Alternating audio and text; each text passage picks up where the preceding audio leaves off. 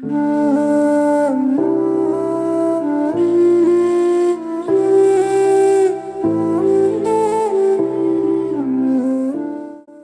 நாமத்தில் உங்களை வாழ்த்துகிறேன்.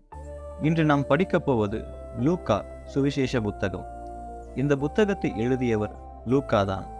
இவர் ஒரு மருத்துவர், 12 அப்போஸ்தலர் அல்லாத ஒருவர் மற்றும் இவர் ஒரு கிரேக்கர். அந்தியோகியா பகுதியை சேர்ந்தவர் என்று சொல்லப்படுகின்றது மற்றும் சுவிசேஷ புத்தகத்தை எழுதிய யூதர் அல்லாத ஒருவர் இவர். வாசிப்போம். மத்தேயு 1 அதிகாரம் 1 முதல் 4 வரை. மகா கனம் பொருந்திய தெயோப்பிலுவே, நாங்கள் முழு நிச்சயமாய் நம்புகிற சங்கதிகளை ஆரம்பம் முதல் கண்ணார கண்டு வசனத்தை போதித்தவர்கள் எங்களுக்கு ஒப்புவித்தபடியே அவைகளை குறித்து சரித்திரம் எழுத அநேகம் பேர் ஏற்பட்டபடியினால் ஆதி முதல் எல்லாவற்றையும் திட்டமாய் விசாரித்தறிந்த நானும் உமக்கு உபதேசிக்கப்பட்ட விசேஷங்கள் நிச்சயத்தை நீர் அறிய வேண்டுமென்று அவைகளை ஒழுங்காய் உமக்கு எழுதுவது எனக்கு நலமாய் தோன்றிற்று. தெயோப்பிலு இவர் லூக்காவின் நண்பர் என்று சொல்லப்படுகின்றது.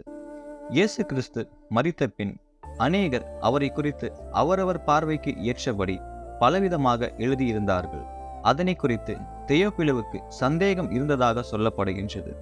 அதனால்தான் தன் நண்பருக்கு சொல்வதற்காக இயேசு கிறிஸ்துவுடன் கூட இருந்தவர்களுடன் மற்றும் அவரை கண்டவர்களுடன் எல்லாவற்றையும் நன்றாய் விசாரித்து அறிந்து ஒழுங்குபடுத்தி எழுதினார். இந்த புத்தகம் எழுதப்பட்ட ஆண்டு கிபி 55 முதல் 62 வரை இருக்கலாம் என்று சொல்லப்படுகின்றது. மார்க்குவிற்கு பிறகு இரண்டாவதாக எழுதப்பட்ட புத்தகம் என்று சொல்லப்படுகின்றது. கிபி 64 பவுலின் மரணம் பற்றி இது இருக்காது. அதே கிபி 64 நீரோ மன்னன் ரோம் நகரை எரித்தது, கிபி 70 தேவாலயம் இடிக்கப்பட்டது இதில் சொல்லப்பட்டு இருக்காது. எனவேதான் இந்த புத்தகம் கிபி 62க்குள் எழுதப்பட்டது என்று சொல்லப்படுகின்றது. லூக்கா எழுதிய மற்றொரு புத்தகமான அப்போஸ்தலர் புத்தகம் பவுலின் சிறையிருப்போடு முடியும். அப்போஸ்தலர் 16க்கு பிறகு நாங்கள் போனோம், நாங்கள் இருந்தோம் என்று தன்னையும் லூக்கா சேர்த்துக் கொள்வார். இவர் பவுலுடன் 2ஆம் மிஷனரி பயணத்தில் இருந்தார் என்று சொல்லப்படுகின்றது. லூக்கா ஒரு வைத்தியர் என்பதால் இந்த புத்தகத்தில் சரீர குணமாக்குதலை அதிகமாக எழுதியிருப்பார் 13 முறை. இந்த புத்தகம் கிரேக்க மொழியில் எழுதப்பட்டது. யூதர் அல்லாதவர்களுக்கு இந்த புத்தகம் எழுதப்பட்டது. யூதர் அல்லாதவர்களையும் இயேசு கிறிஸ்து நேசித்தார் என்று அநேக காரியங்களை எழுதியிருப்பார். பரிசேயன் ஆயக்காரன் ஜெபம். ஆயக்காரன் என்றால் யூதர்களுக்கு பிடிக்காது, ஆனாலும் ஆயக்காரனை நல்லவனாக காட்டியிருப்பார். இளைய குமாரன் மூத்த குமாரன் ஓமையில் மூத்த குமாரனை விட இளைய குமாரனை நல்லவனாக காட்டியிருப்பார். சீமோன் வீட்டில் பாவியான ஸ்திரீ பரிமளம் தைலம் பூசுவது எழுதியிருப்பார். ஏனென்றால் பாவியை யூதர்கள் வீட்டில் சேர்க்க மாட்டார்கள். அதுவும் அந்த ஸ்திரீயை லூக்காதான் பாவி என்று சரியாக சுட்டி காட்டியிருப்பார். இயேசு கிறிஸ்து சகேயு ஆயக்காரன் வீட்டுக்கு போவதை குறித்து எழுதியிருப்பார். பெண்களை குறித்து எழுதியிருப்பார். நல்ல சமாரியன் ஓமையில் சமாரியனை நல்லவனாக காட்டியிருப்பார். யூதர்களுக்கு எதுவெல்லாம் ஆகாதோ அதெல்லாம் நன்மையாக லூக்கா இங்கு எழுதியிருப்பார். மற்றும் லூக்கா புத்தகத்தில் மட்டும் இடம்பெறும் சில ஓமைகளும் உண்டு. வீடியோவை சற்று நிறுத்தி படித்துக் கொள்ளுங்கள். லூக்கா கல்வி பயின்றவர் என்பதால் தான் இந்த சுவிசேஷ புத்தகத்தில் மிக சரியாக எல்லாவற்றையும் விசாரித்து எழுதியிருப்பார்.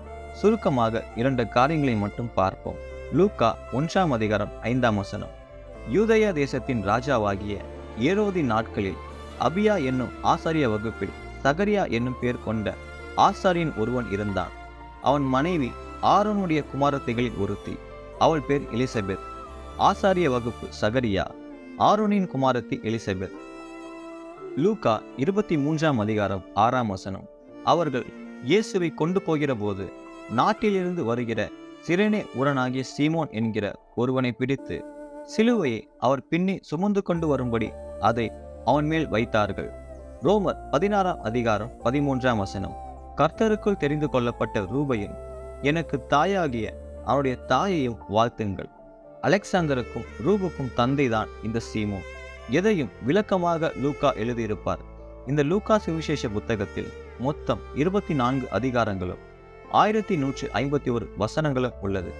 இயேசுவின் பிறப்பு, குழந்தை பருவம், ஆரம்பகால ஊழியம் 1ஆம் அதிகாரம் முதல் 4ஆம் அதிகாரம் 13 வரை எழுதியிருப்பார். கலிலேயாவில் இயேசு கிறிஸ்துவின் ஊழியம் 4ஆம் அதிகாரம் 14ஆம் வசனம் முதல் 9ஆம் அதிகாரம் 50ஆம் வசனம் வரை எழுதியிருப்பார். லூக்கா 9ஆம் அதிகாரம் 51ஆம் வசனம் முதல் 21ஆம் அதிகாரம் 38ஆம் வசனம் வரை எருசலேமை நோக்கி அவரது ஊழியர். லூக்கா 22ஆம் அதிகாரம் 1ஆம் வசனம் முதல் 23ஆம் அதிகாரம் 56ஆம் வசனம் வரை இயேசு கிறிஸ்து நிராகரிக்கப்படுதல் மற்றும் அவரது மரணம். லூக்கா 24ஆம் அதிகாரம் இயேசு கிறிஸ்து உயிர்த்தெழுதல் மற்றும் எடுத்துக்கொள்ளப்படுதல். மத்தேயு புத்தகம் இயேசு கிறிஸ்துவை மேசியாவாக, யூத ராஜாவாக காட்டுகிறது. மாற்கு புத்தகம் இயேசு கிறிஸ்துவை பாடுபடுகிற ஊழியக்காரராக காட்டுகிறது. லூக்கா புத்தகம் இயேசு கிறிஸ்துவை மனுஷ குமாரனாக காட்டுகின்றது. அடுத்து வரும் யோவான் புத்தகம் இயேசு கிறிஸ்துவை தேவனாக காட்டுகின்றது. இப்பொழுது இந்த லூக்கா புத்தகம் நீங்கள் வாசிக்கும் பொழுது உங்களுக்கு புரியும் என்று விசுவாசிக்கிறேன். ஆமென்.